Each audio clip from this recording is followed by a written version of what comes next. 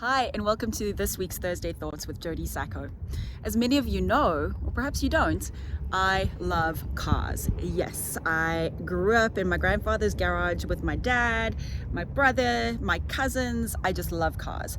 And one of the things that is so notable about cars is that they can't go very far without either fuel or energy, right? The same is true of a business. If you are not putting massive amounts of marketing fuel into your business, no matter how beautiful that business is, it's going nowhere. That's right, business owners, if you are not putting a lot into your marketing, doesn't mean a lot of money, it just means a lot of effort and the right kind of strategies, then your business is going nowhere. If you need some help nailing down some strategies for 2022, reach out to us. We'd love to have a chat.